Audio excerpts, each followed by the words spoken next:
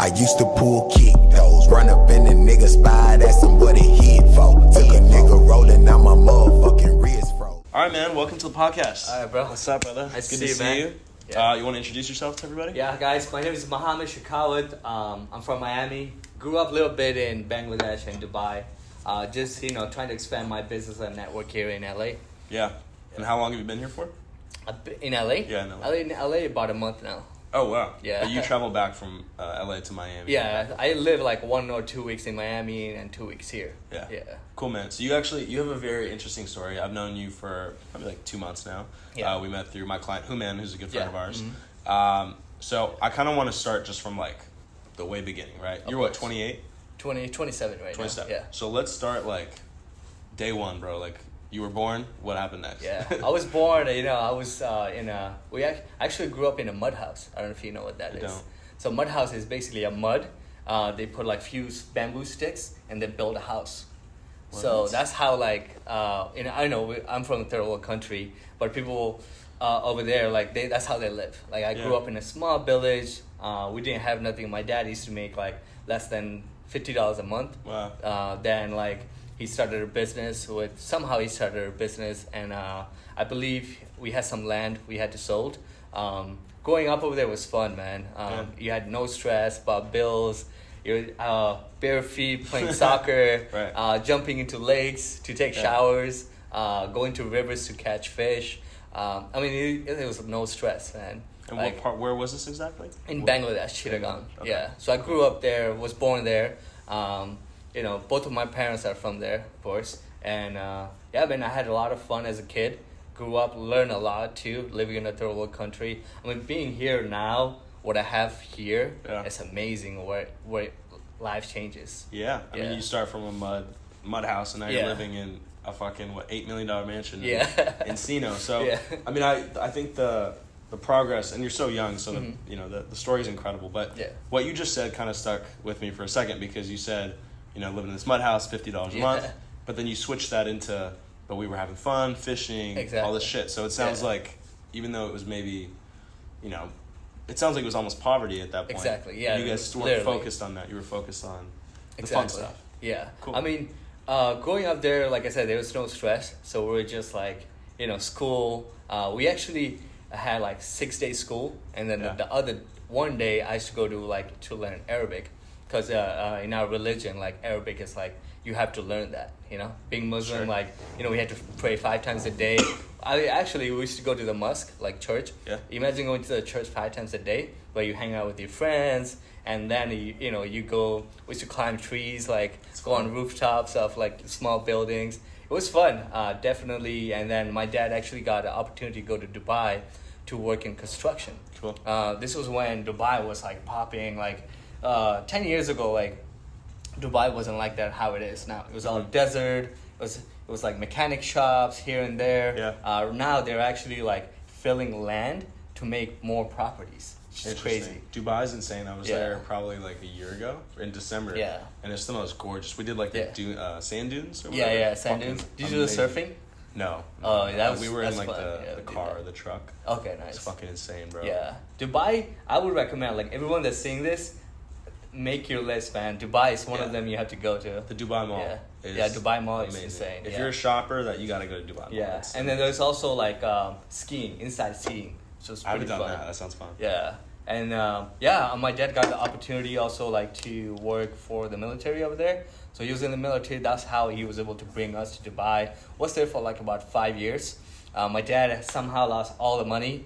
He gave it to a friend, because right now if you want to start a business in Dubai, you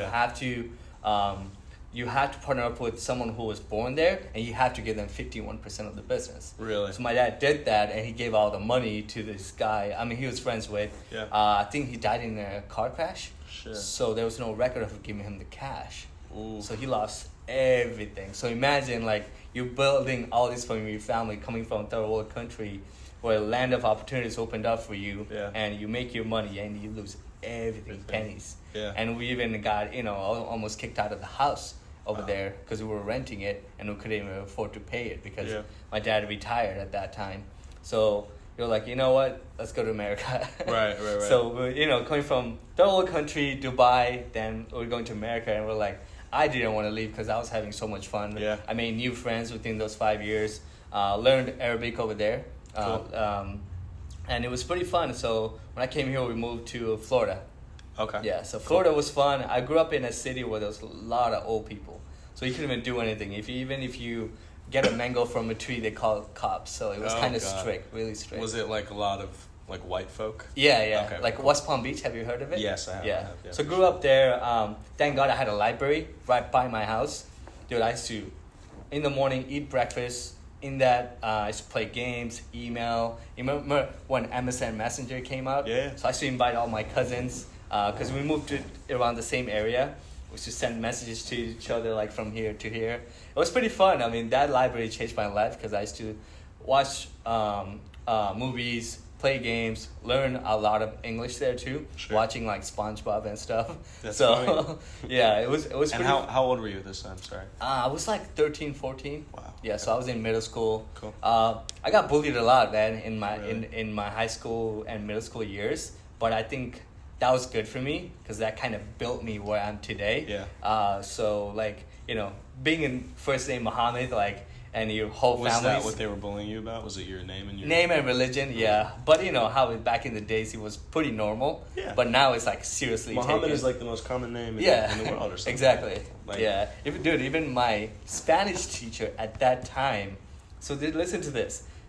He or she got suspended for this. The teacher. Spanish teacher. Spanish God, teacher. Yeah. So we had to make a Spanish structure. Like I made like Chile. There's like a really nice building. Yeah. So we all had to make something that is like cultured in a Spanish country. Sure. So I built it. I worked really hard on it. I built a whole road, a building from clay, put small little cars and trees. So this thing took me like 15 days to make. Yeah. And I bring the project to school, and it's the biggest thing ever. Like Yeah. I had 2 people like carry it. Wow. So, and then the teacher goes, "Is that your next target to bomb?" Shut up. The teacher said that. Oh my. Dude, everybody laughed, and at the same time, She said this in front of the whole class? Yeah, but I didn't even report it. There was few people that were Muslim too, and they did not have that. I was laughing. It was kind of a little bit embarrassing at first. Everybody laughed about it, but they reported to the principal, and he got in trouble for it. Just got suspended or got Just kicked got out? suspended. Yeah. That's yeah. okay. If I'm a board on that middle school or high school, I would have gotten that teacher out of there. Yeah, I know. That's fucked up. Yeah, man. I'm sure, like especially being a minority, is you definitely like. I mean, you see it still until this day, Yeah. Like people, when I go to business meetings, they see someone who's young, and also like they kind of like see, oh, like he's young and he's talking about numbers and this. They kind of see you in a different way. Sure. Instead of like if you were older and you have a full beard. Yeah. But So, so I mean, you still deal with that until today. I agree, and I think that especially in Los Angeles, I mean, Mhm. obviously it's a melting pot, so there's people from Yeah. everywhere. Yeah. But there's still so many, older white folk who are, Yeah. not even just white, but whatever race they are. But they look at people like us who are brown, Yeah. and they may,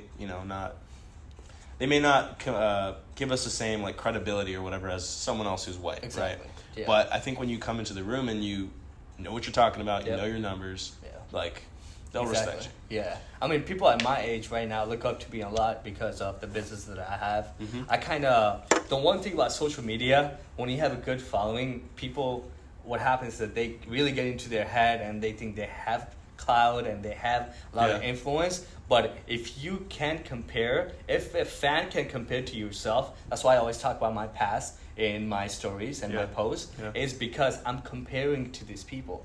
I'm relating to these people. They're like, okay, he did this in 2 years. Yeah. Why can't I do it? Yeah. If he did it so easy, let me DM him, ask him how did he do it, Yeah. right? Yeah. And I can give you, if you DM me, like I'll give you my blueprint. I literally have notes, literally say how I did it, Yeah. and I'll give you that blueprint. I'll even hop on a phone call with you if you keep messaging me. Like that's the thing. That's the thing with people. I like people when they follow up with me, consistency, and I like to help those people out, especially. Hell yeah. Yeah. And I think that's huge, man, because I mean I don't have as many followers as you. I know you have like 20-something thousand. Yeah.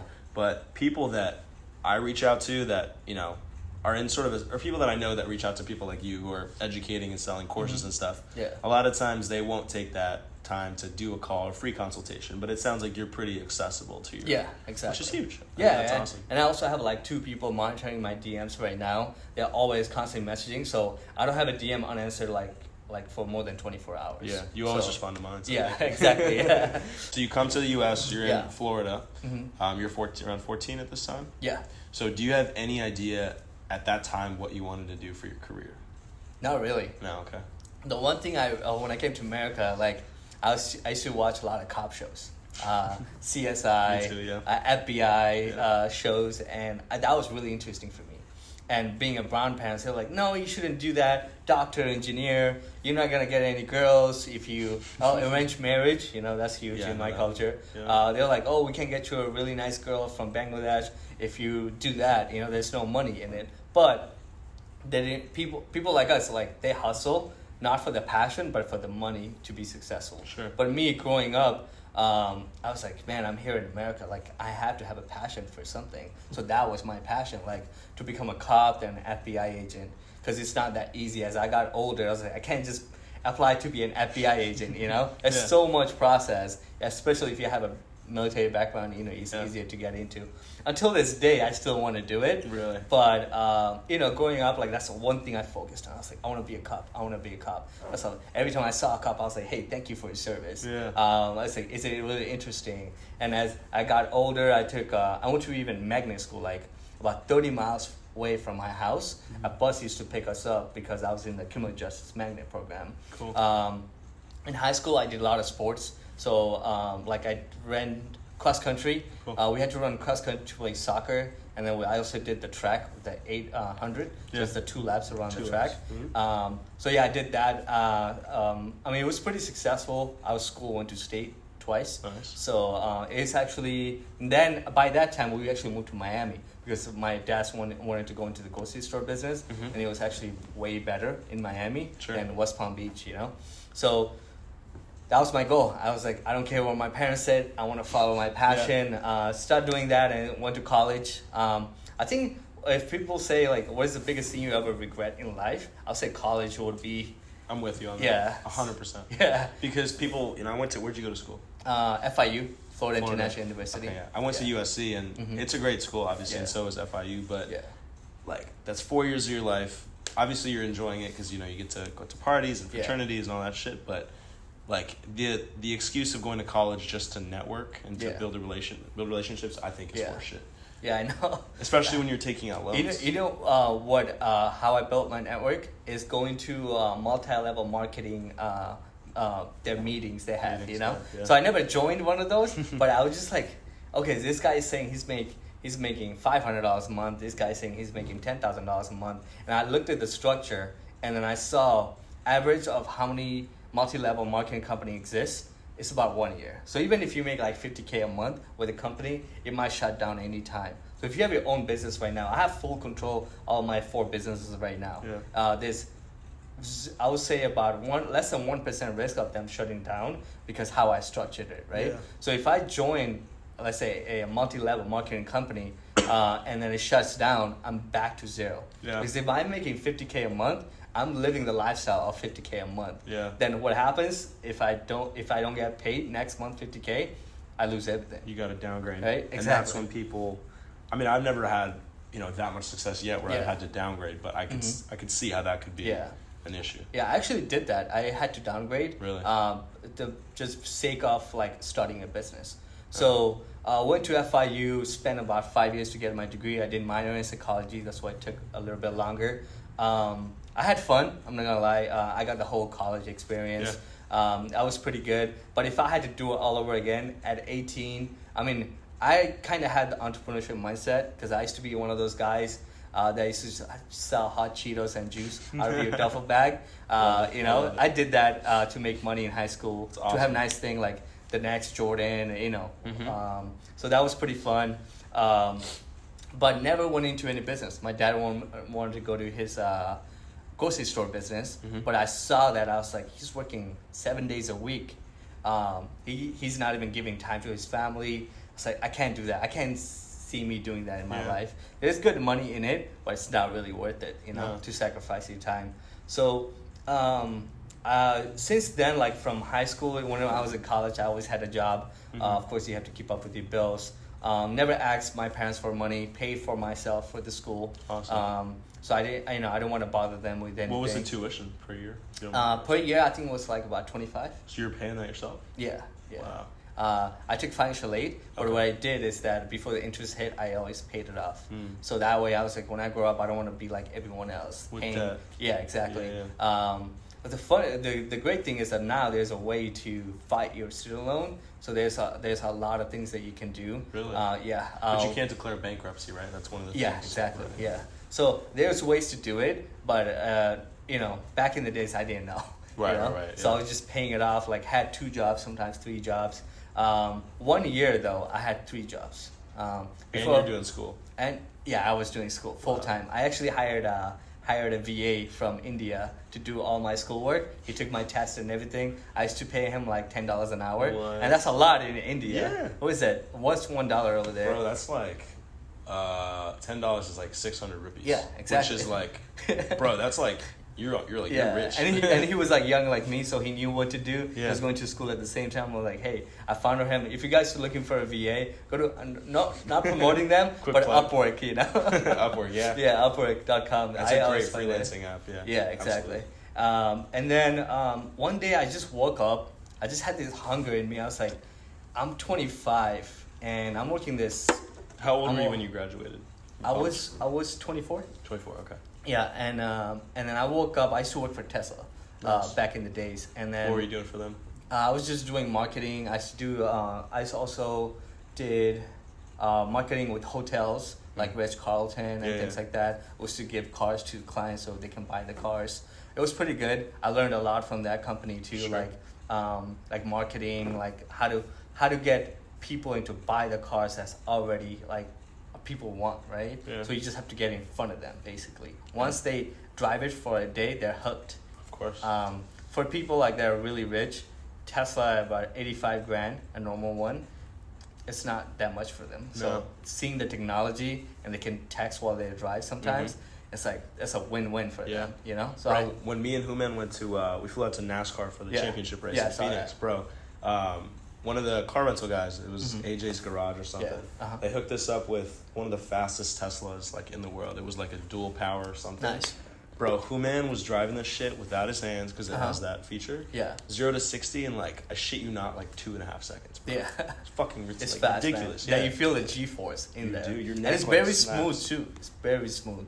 Yeah, that's one of the cars. Fun fact, if you get I don't know about California, but in Florida, if you get a 7-seater Model X, which is over 7,500 pounds, you can actually ride off the whole car as a business car. Really? Yeah, so it's a passenger vehicle if you can fit more than 7 people. Interesting. So 7-seater, cool. you're good. Yeah. That's a good family car. Yeah. They also have the new Roadster, which apparently is faster than the Bugatti or something. Yeah? Oh, yeah. 1.9 I think it's seconds. 1.9 seconds, yeah. Yeah, it's insane. I can't wait to see that in person. I can't wait to see what Elon's going to do next, man. Yeah, with the Cybertruck and everything. Yeah, It's insane. definitely. Cool. Yeah, I mean... So, go ahead, sorry. Yeah, so I used to work like 5 days a week like everyone else, but I used to work weekends. I couldn't spend time with my family or my fiance at the time.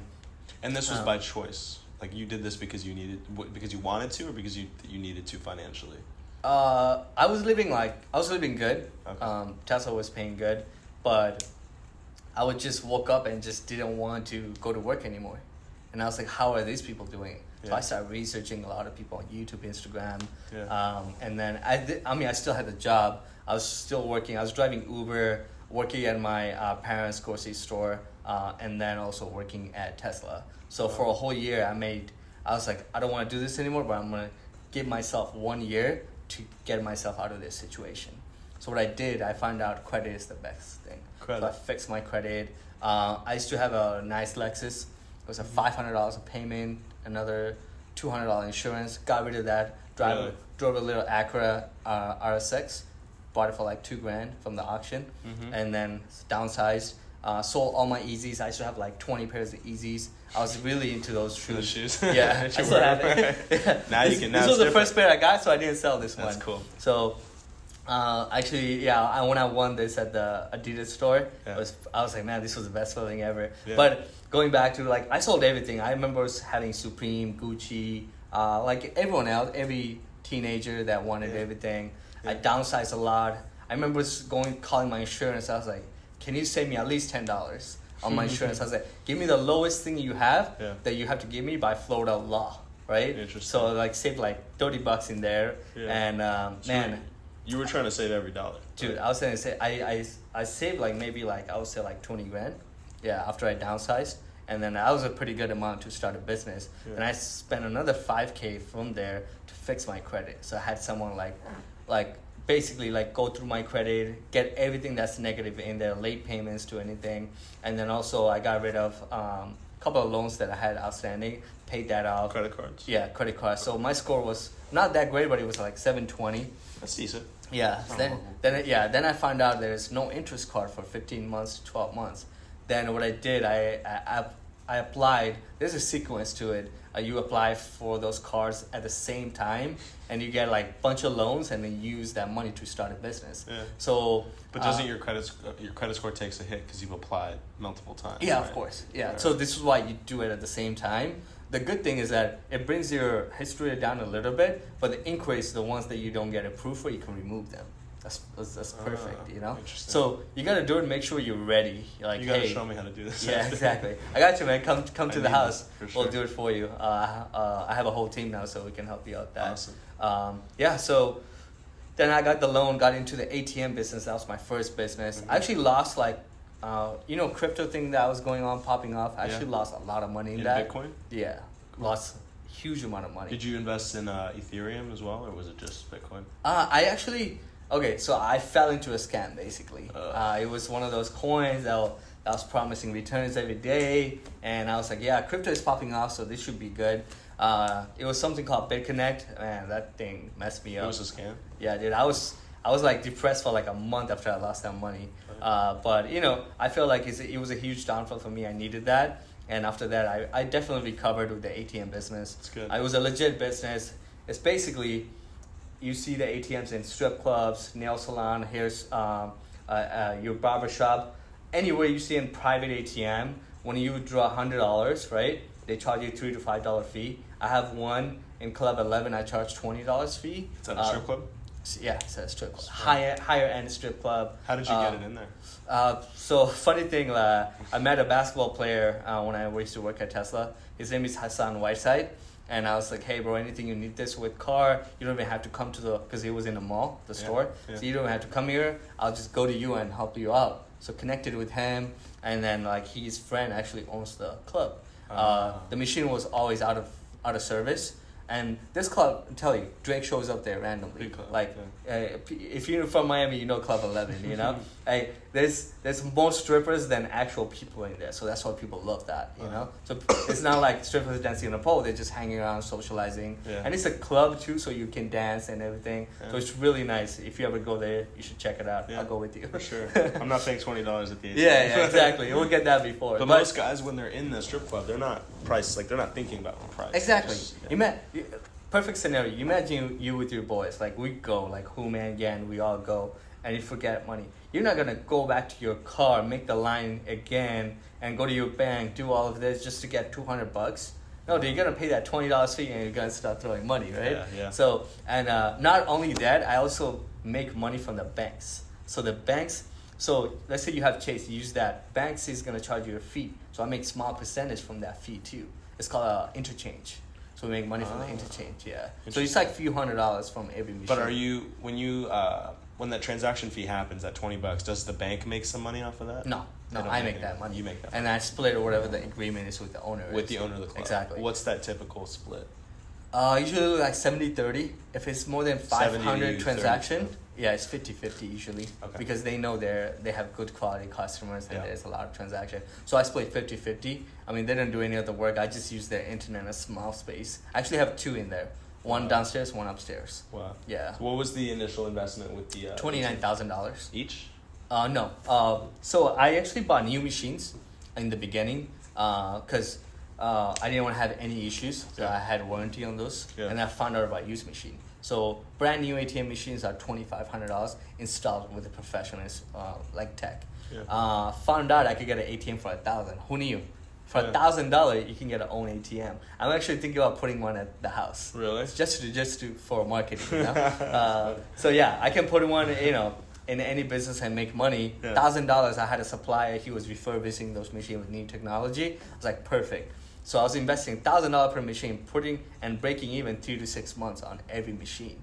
And even if it's a slow location, like if I was making $300 a month, right, I can break even in 4 months. Yeah. So. And I was just hooked, and I was like hustling like crazy. The 2 days I had from the job, I still had these 9-to-5s, by the way.